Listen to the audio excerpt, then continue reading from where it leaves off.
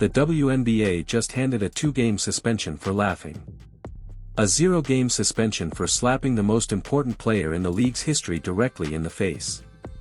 If you close this app right now, you would still miss the most viral sports moment of 2026, and you would never understand why an NBA all-time great just broke his silence in 12 furious words. Stay here for the next 15 minutes, because what you're about to hear explains why LeBron James sent one message and one message only after a 4-time champion's hand connected with Caitlin Clark's cheek. Why an entire basketball world, NBA, WNBA, coaches, and casual fans, is asking one single question. And why that question is going to force a massive structural reckoning inside a league that pretends the problem does not exist. Before we go any further, hit that subscribe button and ring the bell. Because the videos I drop when this story develops next are going to be the ones that change how you see women's basketball forever. The 45-point masterpiece that started a war. July 17, 2026. Caitlin Clark did something that had literally never been done in WNBA history. On national television, against the Seattle Storm, she scored 45 points and dished out 10 assists, becoming the first player, man or woman, in the WNBA's 28-year existence to record a 40-point, 10-assist game. The Fever won 110-107. 16 of her 45 came in the fourth quarter. 6 of 10 from 3. A franchise record. A league record. A statement. Head coach Stephanie White found exactly 3 words for it. Holy. Absolutely. But what happened next, less than 24 hours later, is why every basketball fan in America is angry right now. The hand to the face, and the whistle that never came. July 18, 2026. Indiana Fever vs. New York Liberty at Gainbridge Fieldhouse. 17,000 people in the stands. National broadcast cameras rolling. With the Fever already up big and circling a wire-to-wire 108-88 win, Breanna Stewart, 4-time WNBA champion, 2-time Finals MVP, the player who literally could not stop laughing last year when Clark hit a logo 3 over her, contested a Clark layup at the rim. Stewart's hand came down across the side of Clark's face. Replays showed the contact. Real contact. Documented contact. Clark hit the floor. Clark looked at the nearest official. The official looked back. Nothing. No foul. No flagrant review. No technical foul. No $1,000 fine. No escalation. Nothing. 15 seconds earlier, in the very first quarter, Clark had run into a hard screen set by Jonquel Jones. Legal screen. Brutal contact. Clark reacted, the way any human reacts when a 6 feet 6 inches forward plants a knee into your quad at full speed, and was assessed her 6th technical foul of the season. $6 short of $700 in fines, 2 technicals away from an automatic 1-game suspension, for the crime of expressing visible frustration about being hit. Same player. Same game. 2 opposite outcomes. The record's most bankable star reacted to contact, and was punished.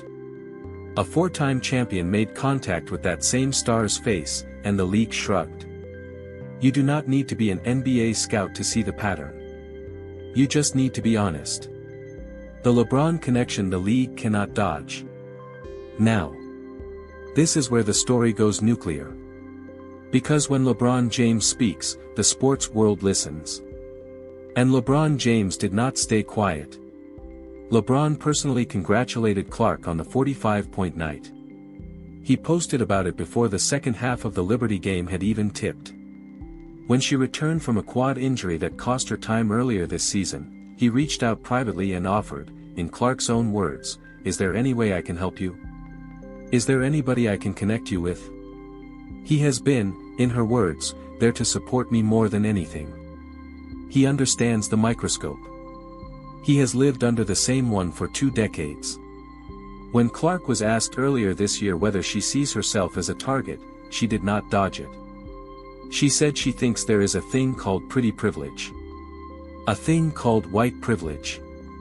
A thing called tall privilege. And we have to acknowledge that. And then she said something that made every league office uncomfortable out loud. I'm rooting for Caitlyn because I've been in that seat before. I've walked that road before. I hope she kills. I hope Aaliyah Boston does amazing.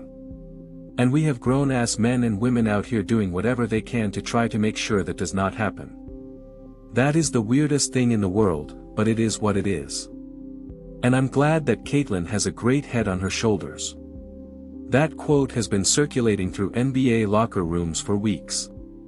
Every veteran who ever heard "you're getting too much shine" has nodded along. So when LeBron woke up on July 19 to Breanna Stewart slapping Caitlin Clark across the face with no foul, he was not watching a stranger.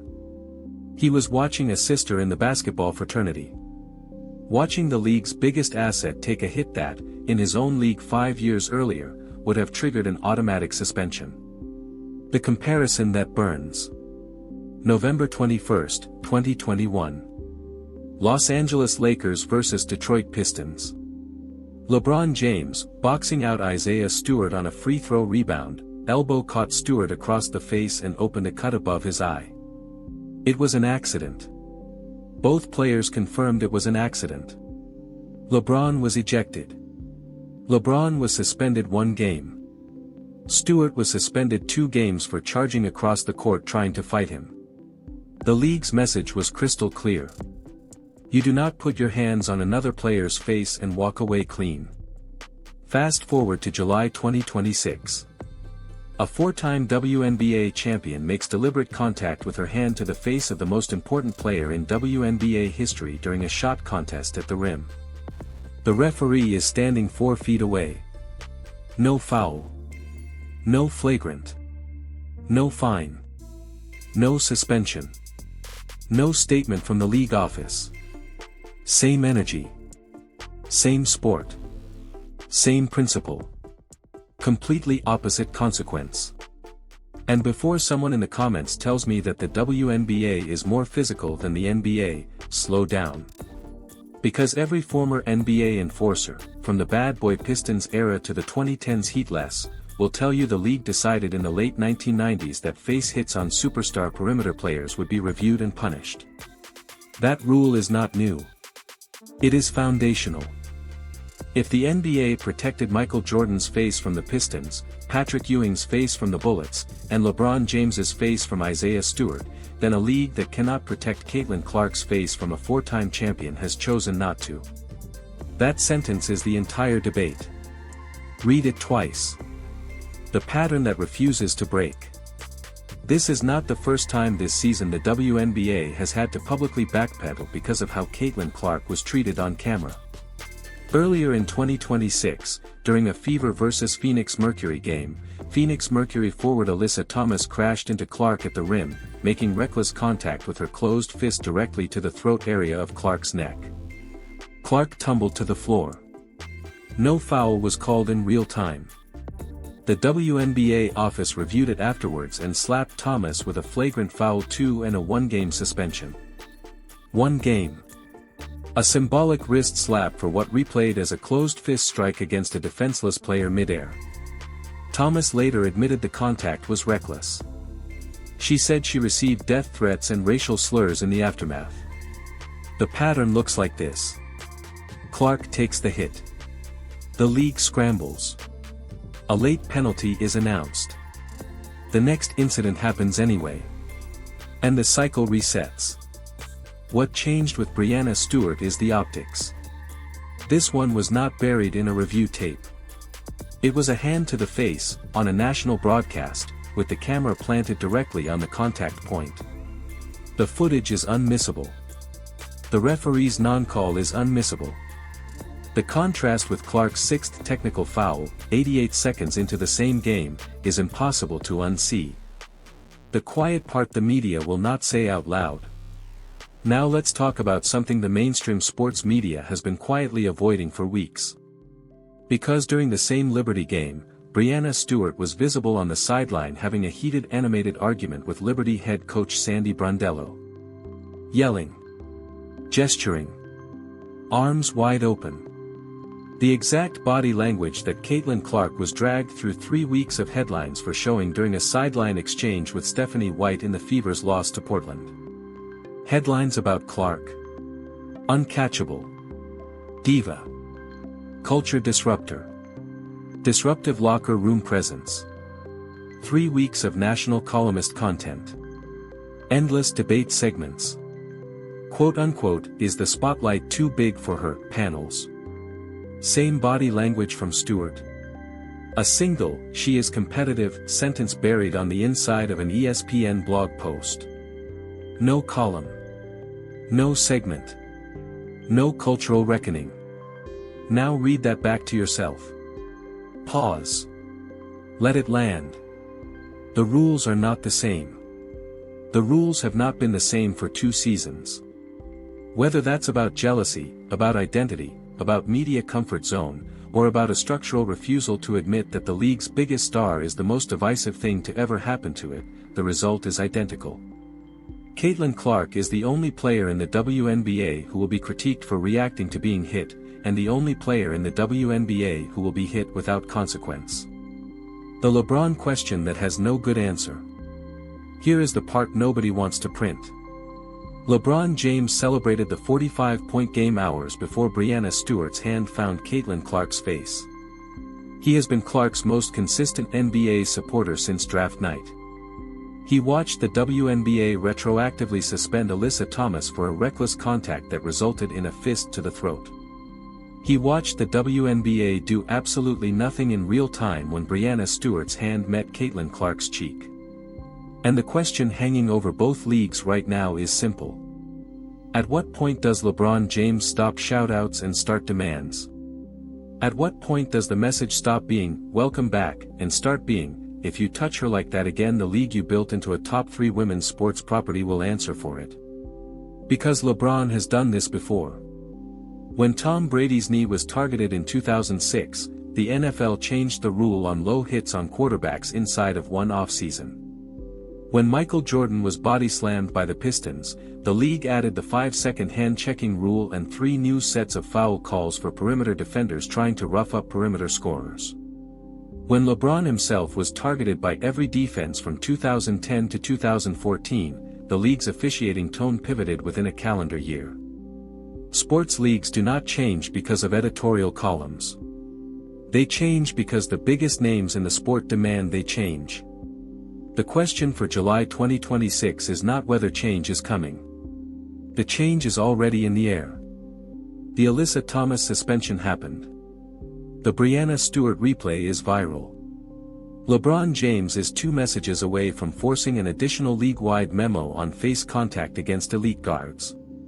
The only remaining question is how many hands, knees, elbows, and fists have to find Caitlin Clark's body before someone with authority decides that 1 suspension a season is not enough. A 108-88 win. A 45-point masterpiece the night before.